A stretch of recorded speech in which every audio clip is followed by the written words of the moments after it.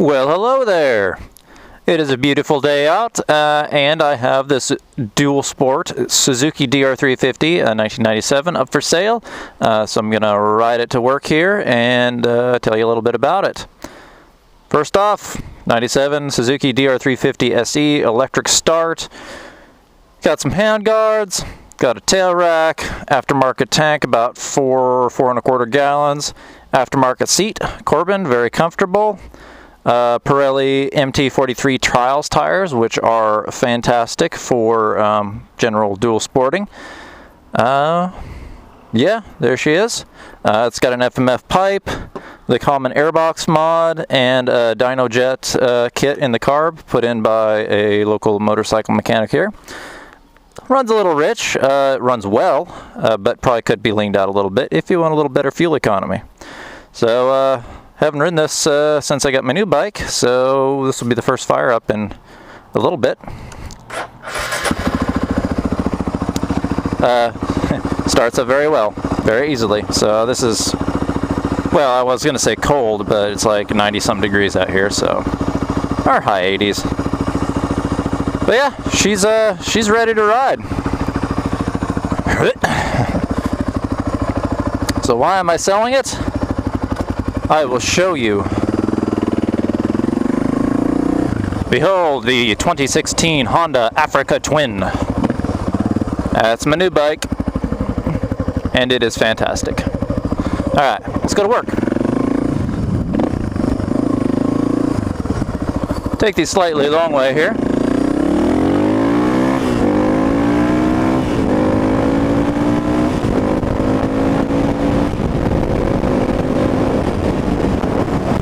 This is actually my second DR350. My first bike that I got about 10 years ago was a 95 DR350. I sold it after I got my V-Strom, and then I ended up wanting another one, so I bought this bike. Sometime last year, it was, looks like somebody dropped it, not too terribly hard, but bent a lever and broke a turn signal and whatnot. I assumed they kind of got scared of it and parked it. It's only got 4,000 miles, and I've put on at least 1,500 of those. So I bought it at 2,500 miles. It was kind of sun faded on the seat and whatnot, but I've since put this Corbin seat on, aftermarket seat, so, you know, new tank, so you can't really tell that it's been sitting outside. So it's got, you know, new mirrors, new handguards. It's just been kind of freshened up. Carb's been serviced, and the dyno jet was put in by a qualified mechanic, so she runs good. I rode it to Canada last summer on the Washington Backcountry Discovery route. It performed flawlessly. The tires were brand new then. I would say the rear is about 50%, but still lots left. Thank you. Truck just waved me on.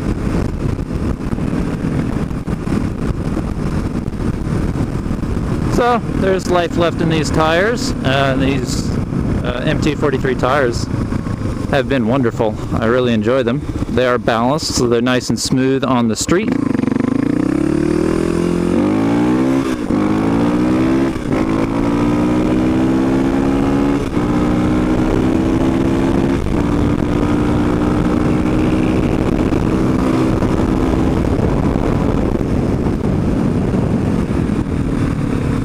She pulls hard. I have really enjoyed this bike, but I have an Africa Twin now, and my friend sold his DR350, so, you know, it's time to let her go to somebody who's going to use her. And we're at work, so.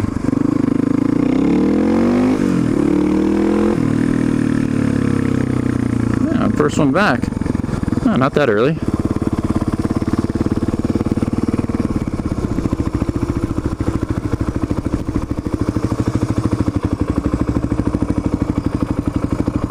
So one of the things about this bike, which I've gotten used to, the clutch engage is pretty, it's not that bad actually. The clutch engage is a little further out than I expected. I guess now that I'm used to my Africa Twin, it's perfectly normal because my Africa Twin's the same way. With my old DR350, it always seemed really hard to get into neutral.